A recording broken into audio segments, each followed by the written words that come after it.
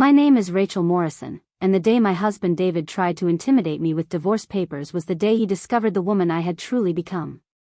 We had been married for 6 years, and what started as a beautiful love story in the charming town of Willowbrook had slowly deteriorated into something I barely recognized. David worked as a regional sales manager for a pharmaceutical company, and I had been building my own small consulting business from our home office. In the beginning, he was supportive, even proud of my entrepreneurial spirit. But as time passed, that support morphed into subtle undermining, then outright dismissal. Before we dive back in, let us know in the comments where you're watching from. And if this story resonates with you, don't forget to subscribe, because tomorrow's story is something truly special I can't wait to share. The transformation hadn't happened overnight. It began with small comments during dinner conversations. Still playing business owner, he'd ask with a condescending smile when I mentioned landing a new client. When I celebrated my first 5-figure month, he rolled his eyes and said, "Let me know when you're making real money, Rachel." Each dismissive remark chipped away at my confidence, but I kept pushing forward, driven by something deeper than his approval. Our home in Willowbrook, a quaint colonial on Maple Street that we'd bought together 3 years ago, had become a battlefield of passive-aggressive exchanges. David would walk through my home office during important client calls, deliberately creating noise. He'd schedule his golf games during the times I asked for quiet to focus on presentations. When I suggested we needed better internet for my video conferences, he'd laugh and say it was unnecessary for my little hobby. The breaking point came gradually, then all at once. David had started coming home later, claiming extended work dinners and weekend conferences. His phone was always face down, and he developed a habit of taking calls in the garage. I wasn't naive, I recognized the signs. But rather than confronting him about what I suspected, I threw myself deeper into my work. My consulting business, which focused on helping small businesses optimize their digital marketing strategies, was actually thriving beyond my wildest expectations. What David didn't know was that his dismissive attitude had become my greatest motivator. Every time he belittled my efforts, I worked harder. Every snide comment fueled my determination to prove him wrong. While he was out at his mysterious work events, I was building relationships with clients, developing innovative strategies, and quietly growing my business into something much larger than he could imagine. The irony wasn't lost on me: the worse our marriage became, the better my business performed. My clients appreciated my dedication, my innovative approaches, and my ability to deliver results. Word of mouth was spreading, and I was getting referrals from companies in neighboring cities. I had even started speaking at small business conferences across the state, something David dismissed as weekend trips to feel important. Our conversations had become exercises in mutual frustration. I'd try to share my excitement about a new client or a successful campaign, and he'd respond with thinly veiled sarcasm or complete disinterest. He'd talk about his work achievements, sales targets met, bonus checks earned, expecting praise and celebration, while simultaneously diminishing anything I accomplished. The double standard was exhausting, but it was also clarifying. I began to notice how different I felt when David wasn't around. During his business trips, I'd find myself laughing more, sleeping better, and feeling genuinely excited about my work and future. When he returned, it was like a gray cloud settling over our house. I'd catch myself tiptoeing around his moods, moderating my enthusiasm, and shrinking to accommodate his need to feel superior. Our friends had started to notice the tension.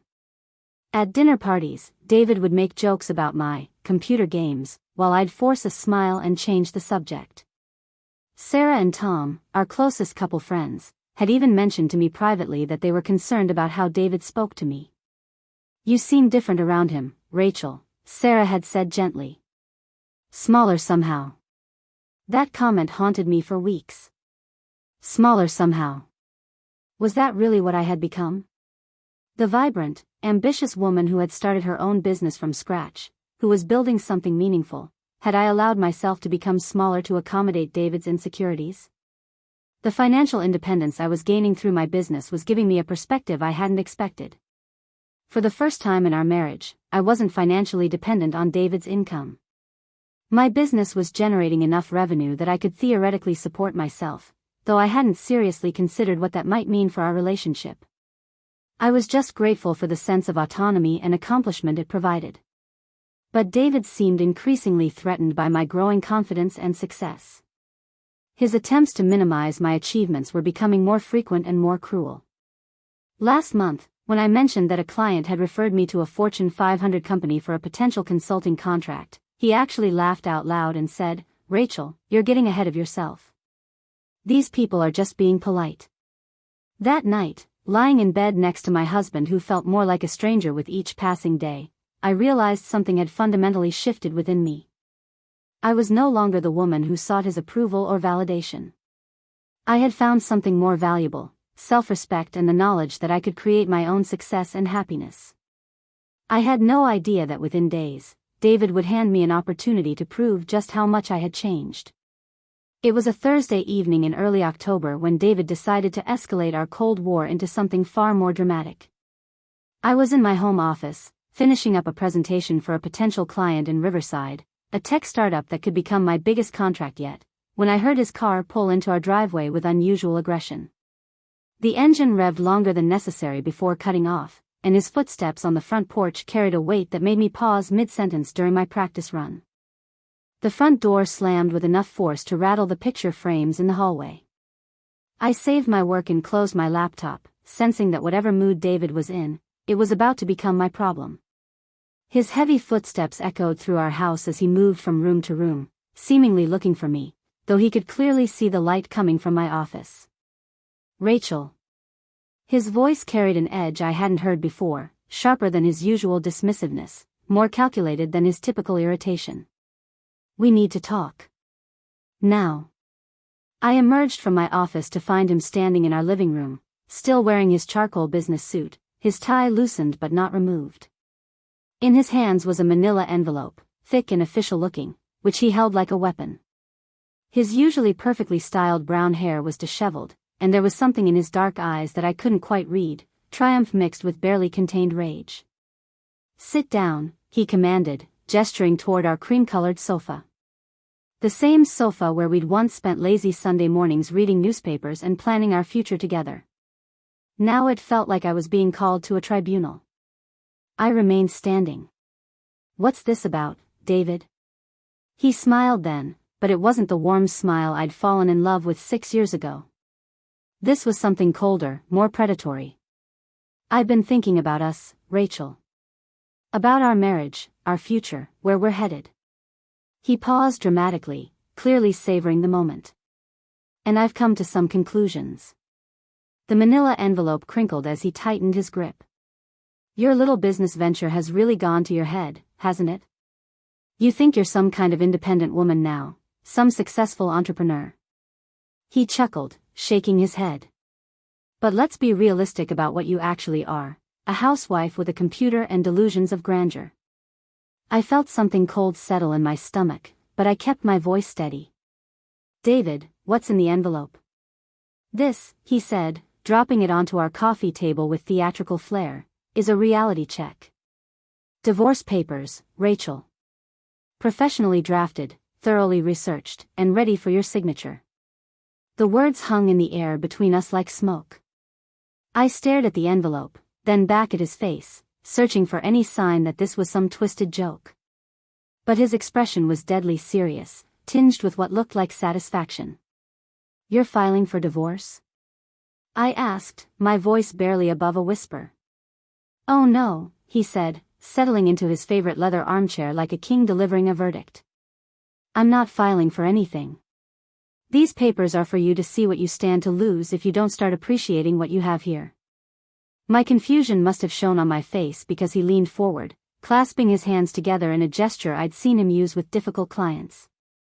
"Rachel, you've lost perspective. This marriage, this house, this life we've built, it all depends on my income, my stability, my success. Your little consulting hobby brings in what, a few $1,000s a month? Maybe 10,000 on a good month?" He gestured around our living room, taking in the hardwood floors, the custom built-ins, the expensive artwork we'd collected over the years. "This lifestyle costs real money. Money that comes from my job, my career, my efforts. While you've been playing entrepreneur, I've been the one keeping us afloat." I opened my mouth to speak, but he held up a hand, silencing me. I'm not finished. I've been patient, Rachel. I've indulged this phase you're going through, hoping you'd come to your senses. But lately, you've been acting like you don't need me, like your little business makes you my equal. And that attitude is destroying our marriage. The envelope seemed to pulse on the coffee table between us, heavy with implications. David reached for it and pulled out a stack of papers, fanning them slightly so I could see the official letterhead, the legal formatting, the places marked for signatures. So here's my proposal, he continued, his voice taking on the smooth, sales pitch tone he used when closing deals. You take a good, hard look at these papers. Read through what divorce would actually mean for you, financially, practically, realistically. See what you'd walk away with, what you'd lose, where you'd end up. He leaned back in his chair, supremely confident. And then, maybe you'll remember why this marriage works, why you need to start showing some gratitude instead of this newfound arrogance. Maybe you'll realize that supporting your husband and appreciating the life he provides is more important than chasing fantasies about being some big-shot businesswoman. I stared at him, this man I'd shared a bed with for 6 years, who had promised to love and honor me, who was now wielding our marriage like a threat. In that moment, something crystallized inside me, a clarity I hadn't expected, a calmness that surprised even me. You want me to be afraid, I said quietly. His smile widened. I want you to be smart, Rachel. Fear is just clarity by another name. When you see what's at stake, what you'd be giving up, maybe you'll stop taking me for granted. The silence stretched between us, heavy with expectation. David clearly believed he had played his trump card, that the threat of losing everything would bring me to heel. He sat there, confident and pleased with himself, waiting for my inevitable breakdown, my desperate pleas, my promises to change. But as I looked at those divorce papers, as I absorbed the calculated cruelty of his manipulation, I felt something unexpected wash over me. Not fear, not desperation, not the crushing realization of my dependence that he was counting on. Instead, I felt free. The silence in our living room stretched for what felt like an eternity, but was probably only 30 seconds. David sat in his leather chair, radiating confidence, clearly expecting me to crumble under the weight of his ultimatum. His dark eyes gleamed with anticipation, waiting for the tears, the begging, the desperate promises to change that would restore his sense of control. Instead, I walked calmly to the coffee table and picked up the divorce papers. The legal documents felt surprisingly light in my hands, not the heavy burden David intended them to be, but something almost liberating. I flipped through the pages methodically, reading the key sections with the same focused attention I gave to client contracts. Asset division, I murmured, scanning the relevant paragraphs. Spousal support calculations, property settlements. I looked up at David, who was watching me with growing confusion. His confident smirk was beginning to waver as my reaction failed to match his expectations. Rachel, I don't think you're understanding the gravity of. Oh, I understand perfectly, I interrupted, continuing to read. You've had this prepared for a while, haven't you? This wasn't a spur-of-the-moment decision tonight. David shifted uncomfortably in his chair. It's important to be prepared for all contingencies in a marriage. I had my lawyer draft these as a precautionary measure. Your lawyer, I repeated, nodding slowly. Thompson and Associates, according to the letterhead. That's the firm that handles your company's legal affairs, isn't it? Did you discuss this with them during work hours, David? On company time? His face flushed slightly. That's not relevant to. Actually, it's very relevant, I said, setting the papers down and reaching for my purse. I pulled out my phone and, with deliberate calm, opened my notes app. Because I've been documenting quite a few things lately. Including the fact that you've been having an affair with your colleague, Amanda Phillips. The color drained from David's face so quickly I thought he might pass out. What are you talking about? The late-night phone calls you take in the garage. The weekend conferences that don't appear on your company's official event calendar, I called and checked. The credit card charges for restaurants and hotels on nights you claim to be working late. I scrolled through my notes, my voice remaining steady and matter-of-fact. Amanda Phillips, account manager, hired 6 months ago, divorced, lives in the Riverside area where you've been having all those mysterious client dinners. David opened his mouth, then closed it, looking like a fish gasping for air. Rachel, you're being paranoid. You can't just. I can, and I have, I said simply. I'm not paranoid, David. I'm thorough. It's a skill that served me well in business. I looked back down at the divorce papers, flipping to a section that outlined financial disclosures. Speaking of business, these papers are based on some interesting assumptions about our respective financial situations. I could see David trying to regain his composure, attempting to steer the conversation back to his planned script. Yes, well, as I said, my income is what supports this household. Without my salary, without my benefits, I'd be fine, I said quietly, and something in my tone made him stop mid-sentence. More than fine, actually. For the first time since he'd walked into the house with his manila envelope of threats, David looked genuinely uncertain. What do you mean? I set the papers aside and walked to my home office, returning with a folder of my own. It was considerably thicker than David's divorce papers, filled with contracts, bank statements, and business documents he'd never bothered to look at because my work was just a hobby, in his mind. Since you've been so focused on Amanda Phillips and your exit strategy, you haven't really been paying attention to what I've been building, I said, opening the folder on our coffee table. Morrison Consulting isn't a little side business anymore, David. It hasn't been for quite some time. I pulled out a contract and placed it where he could see it. This is my agreement with Riverside Tech Innovations. A 6-month consulting contract worth $85,000. Another document joined the first. This is my retainer agreement with 3 companies in the metro area, combined monthly income of $12,000. David's eyes widened as he looked at the figures, his brain clearly struggling to process what he was seeing. That can't be, you never mentioned. I mentioned it constantly, I said, my voice growing slightly sharper. Every time I tried to share my successes with you, you dismissed them as delusions. Every achievement I celebrated, you minimized. So I stopped sharing. I pulled out bank statements showing business account balances that made his sales commissions look modest. I'd been depositing these payments into a separate business account. One that you've never bothered to ask about. The transformation in David's expression was remarkable to watch. The confidence was completely gone now, replaced by something that looked suspiciously like panic. Rachel, wait. Let's not be hasty here. Those papers were just meant to manipulate me, I finished. To scare me into believing I needed you more than you needed me. To remind me of my place. I stood up and walked to our bookshelf, retrieving a pen from the drawer beneath it. Well, message received. What are you doing with that pen? David's voice had risen an octave, the smooth sales pitch tone completely abandoned. It took a lot of care and time to prepare and narrate this for you, so if you're enjoying it, a quick subscribe really helps and means the world to us. Alright, let's get back to it. Exactly what you asked me to do, I replied, returning to the coffee table. I sat down on the sofa and pulled the divorce papers toward me. You wanted me to read these carefully, to understand what divorce would mean for me.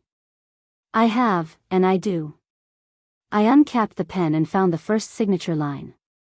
It means freedom from a husband who cheats on me. Freedom from someone who belittles my accomplishments and treats my work like a hobby.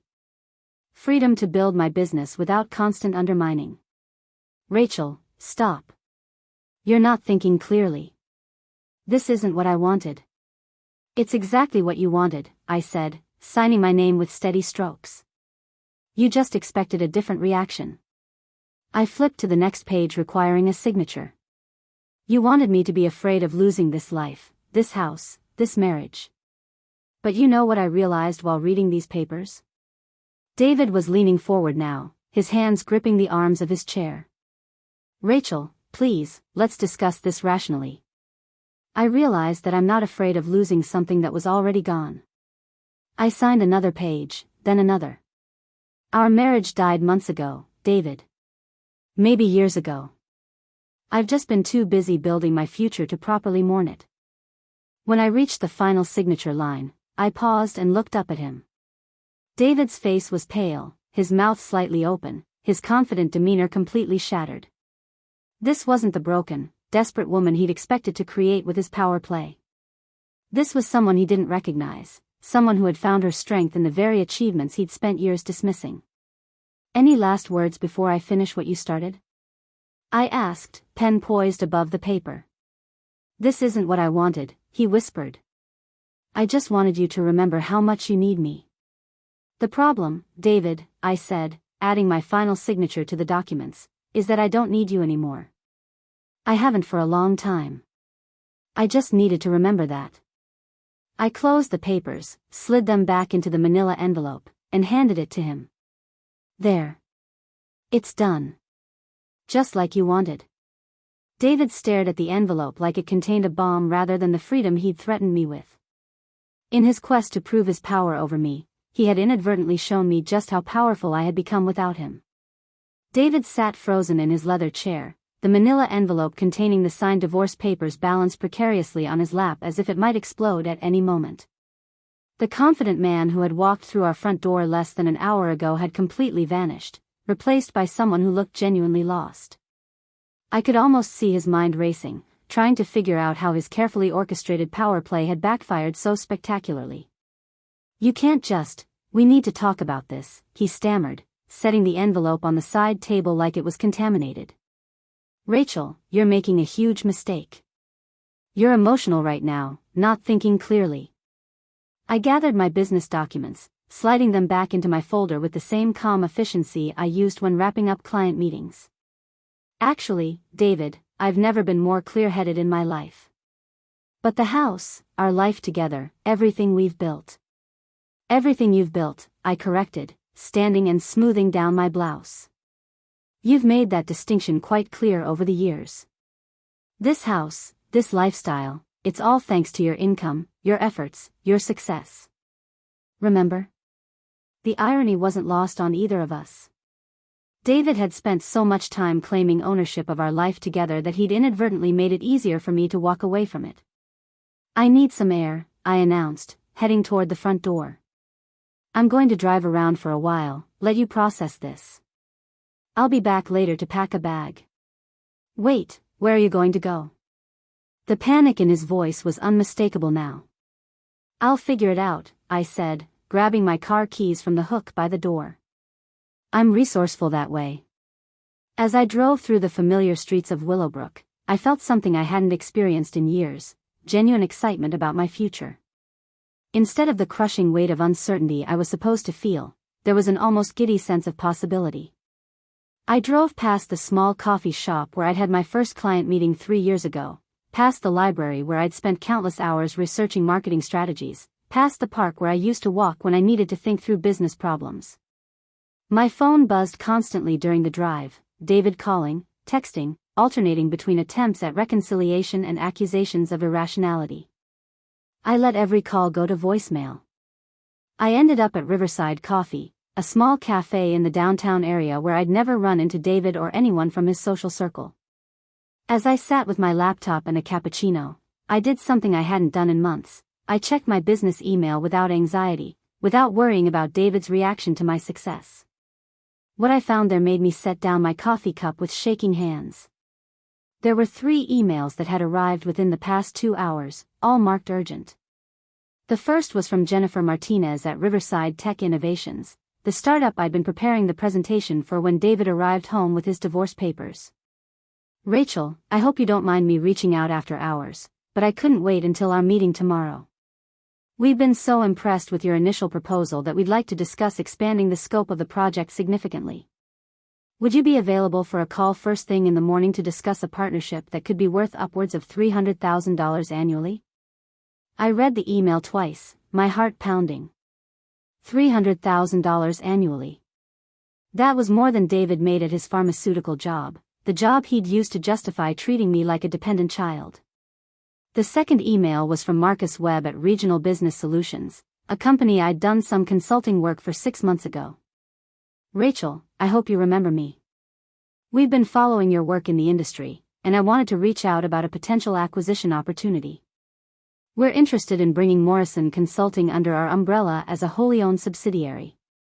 You'd maintain complete creative control while having access to our resources and client base. Could we schedule a call this week to discuss terms? We're thinking in the range of $2.2 million for a full acquisition. I stared at the screen, reading the number several times to make sure I wasn't hallucinating. Someone wanted to buy my hobby for over $2 million. The third email was from Sarah Chen, my former college roommate who now worked in venture capital in Chicago. Rachel, I've been hearing amazing things about your company through the industry grapevine. Any interest in exploring series of funding? I have some investors who are very interested in what you're building. Call me. I closed my laptop and sat back in the cafe chair, my mind reeling. While David had been having his affair and planning his divorce strategy, while he'd been dismissing my work as delusions of grandeur, I'd apparently built something that multiple companies considered valuable enough to either partner with or acquire entirely. My phone rang again, David, for probably the 15th time. This time, I answered. Rachel, thank God. Where are you? We need to talk about this rationally. I think we both said things we didn't mean. I'm exactly where I need to be, I said calmly. And I meant every word. Look, maybe I was a little harsh tonight. The divorce papers were just meant to get your attention, to make you realize. They did make me realize something, I interrupted. They made me realize how much better my life is going to be without you. You're being dramatic. You can't just throw away 6 years of marriage over one argument. One argument? I laughed, and it felt good to laugh. David, this isn't about one argument. This is about years of you treating me like I'm incapable of anything meaningful. Years of you dismissing my work, undermining my confidence, making me feel small. I never meant to. Yes, you did, I said firmly. You meant every word, every dismissive comment, every eye roll when I talked about my clients or my successes. You wanted me to feel dependent on you, inferior to you. Well, congratulations, you succeeded for a while. There was a long pause before David spoke again, his voice smaller now. I heard you talking about contracts and bank accounts tonight. How much are you actually making? Enough, I said simply. More than enough to support myself very comfortably. More than my salary? I thought about the acquisition offer sitting in my inbox, about the potential partnership worth more than his annual income. David, my little hobby is worth more than you could imagine. But that's not the point. What is the point then? The point is that while you were planning how to scare me into submission, I was building a life that doesn't require your approval or your financial support. The point is that your power over me was always an illusion, I just took too long to recognize it. I could hear him breathing heavily on the other end of the line. Rachel, I made a mistake tonight. I was angry, frustrated with work, dealing with some personal issues. Personal issues like Amanda Phillips? The silence stretched so long I wondered if he'd hung up. Finally, he spoke, his voice barely a whisper. How long have you known? Long enough to make my own plans, I said. Long enough to build my own future. I can explain. You don't need to explain anything, David. You've been perfectly clear about what you want and what you think of me. Tonight, you just made it official. When I hung up and returned to my laptop, I had 7 more missed calls from David and 4 text messages ranging from angry to pleading. I deleted them all without reading the full messages and opened a new email. I had 3 very important phone calls to make in the morning, and a new life to plan. For the first time in years, I was exactly where I wanted to be. 3 months later, I signed the final divorce papers in a conference room overlooking downtown Willowbrook, the same view I'd admired countless times from the coffee shop where my new life had truly begun. My lawyer, Patricia Hendricks, a sharp woman in her 50s who specialized in complex asset division cases, slid the documents across the polished mahogany table with a satisfied smile. Congratulations, Rachel. You're officially free. David sat across from me with his own attorney, looking like he'd aged several years in the past few months. Gone was the confident sales executive who'd tried to intimidate me with divorce papers. In his place sat a man who discovered that the life he thought he controlled had been built on foundations far shakier than he'd realized. The final settlement had been nothing like what David had envisioned when he first presented me with those papers. His original assumption, that I would walk away with minimal assets and spousal support while he retained the majority of our shared wealth, had crumbled under the weight of financial realities he'd never bothered to understand. My business, which David's divorce attorney had initially dismissed as a modest consulting venture, had been professionally valued at $2.8 million during the discovery process. The acquisition offer from Regional Business Solutions had ultimately led to something even better, a strategic partnership that allowed me to maintain ownership while expanding my reach exponentially. The $300,000 annual contract with Riverside Tech had grown into a multi-year deal worth nearly $500,000 per year. But perhaps most satisfying was watching David's face when my accountant presented the court with my actual income statements for the past 2 years. My hobby had generated more revenue than his pharmaceutical sales position, and the trajectory showed my earnings increasing while his remained stagnant. "The house," David said quietly as we prepared to leave the conference room, "you're really going to make me sell it?" I looked at him with something that might have been pity if I had any emotional energy left to spend on him. "David, we agreed that neither of us could afford to buy out the other's equity. It's the only fair solution. But where am I going to live? My salary alone can't cover a mortgage like that in this market." "You'll figure it out," I said, echoing the words he'd once used when dismissing my concerns about building my business.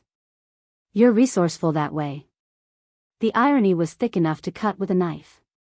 David, who had leveraged our home as a threat to keep me in line, now faced losing it because his affair and subsequent divorce had left him financially vulnerable. Meanwhile, I had already put an offer on a beautiful Victorian house in the historic district of Riverside, a home I was purchasing entirely with my own money, in my own name. Amanda Phillips, the woman David had thrown away our marriage for, had lasted exactly 6 weeks after our divorce became public knowledge at his company. Apparently, dating a recently divorced coworker had been exciting, but supporting one through the financial aftermath of his own poor decisions had proven less appealing.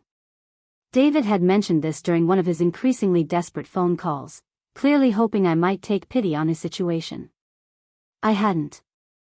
As we walked out of the building, David caught up with me in the parking lot. "Rachel, wait." I turned, checking my watch. I had a video conference with a potential client in Los Angeles in 30 minutes, and I didn't want to be late. "I know I have no right to ask this," he began, his voice carrying a vulnerability I'd never heard before, "but do you think we could have worked things out? If I had handled things differently?" I studied his face, searching for the man I'd once loved enough to marry. He was still there, somewhere under the layers of regret and financial anxiety, but he felt like a stranger now. "Honestly, David? I don't think so. Not because of the affair, not because of the divorce papers, but because of who you needed me to be to feel good about yourself." He frowned. "What do you mean?" "You needed me to be smaller, less successful, dependent on you. Even if we'd worked through the other issues, you would have found new ways to undermine my confidence, new ways to make sure I knew my place." I shifted my purse to my other shoulder, ready to end this conversation. "I'm not that person anymore. I never really was, I just played her for too long. Your business success doesn't have to change anything between us," he said desperately. "I could learn to." "David, stop." I held up a hand, cutting him off. "This isn't about learning or changing or trying harder. This is about the fact that I don't want to be married to you anymore. Success didn't change me, it just revealed who I actually am when I'm not trying to make myself acceptable to someone who fundamentally doesn't respect me." The truth of those words settled over both of us like dust after an explosion. David's shoulders sagged as he finally seemed to understand that this wasn't a negotiation or a phase I was going through. This was simply the end.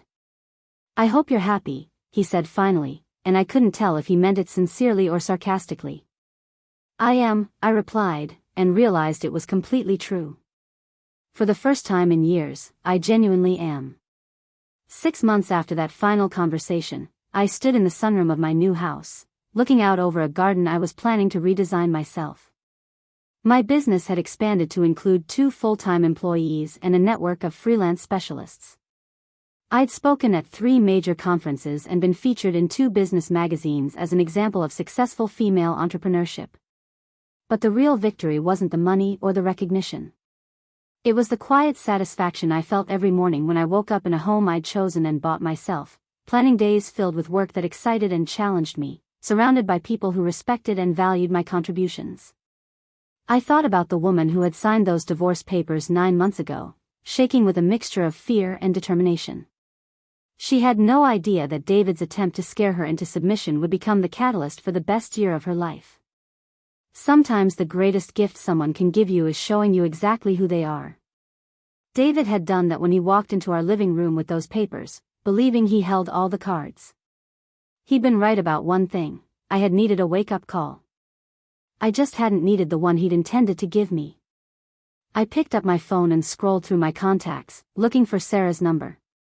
My college roommate had been after me to visit Chicago for months, and I finally had a free weekend. It was time to start planning the next chapter of this story, the one where I got to write all the rules myself. The woman David had tried to intimidate into submission was gone. In her place was someone who knew her own worth, someone who couldn't be scared into settling for less than she deserved. And that woman had big plans. Coming up next, you'll see 2 more stories we handpicked just for you. If this one struck a chord, you're going to love what's next. Tap to keep the journey going.